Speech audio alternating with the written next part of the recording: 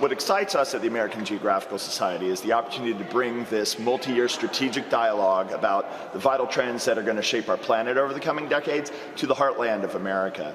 When we held this event in New York City, and Chancellor Soblik joined us in New York for that event, it just became so clear that, while we often have a global dialogue in our fall event, it was a great opportunity to bring this this dialogue to the heartland, to St. Louis, to the University of Missouri at St. Louis, and really kind of soak ourselves into the rich experience that goes back decades, even more than a century, of the future of how we feed our growing planet and the geographic implications of it and how geospatial technologies can be used to shape that.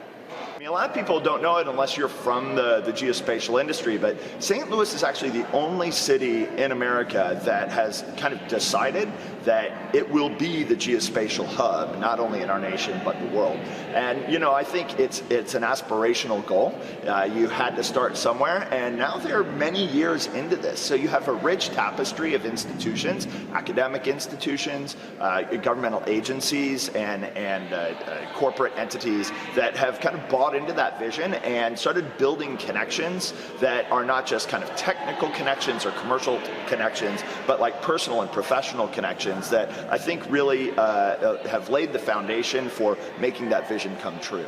It's not just NGA. Some people I've met in St. Louis say, what's the National Geospatial-Intelligence Agency? I say, there's that building down by the river for the past 70 years, but now that they're building their $1.6 billion campus in North St. Louis, a lot of commitments have been made not only from NGA to the region, but the region to NGA. And I don't want to overemphasize the role of national security in kind of the geospatial ecosystem here, because also there's so much ag tech related geospatial here, so much biotech related geospatial, and in every other sector you can imagine here in St. Louis.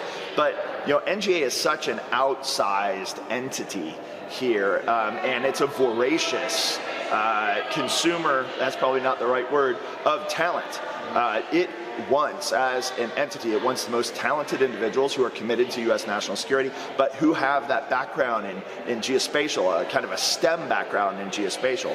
And what institution could be better than University of Missouri at St. Louis, which has this amazing history of taking people from the region, bringing them all the way through the educational pipeline, and bringing them back into St. Louis, right? A higher proportion of graduates that stay in the region than any other university around here. So I think that's a superpower, personally, and the more we bring geospatial into the heart of the University of Missouri St. Louis, I think they're going to have an amazing future in feeding that future pipeline with one of the most diverse student bodies you can have in the region. And I know that's another commitment of National Geospatial-Intelligence Agency and the wider industry, to have more diversity and more diversity in lived experience, people with all sorts of different backgrounds and perspectives to really enrich the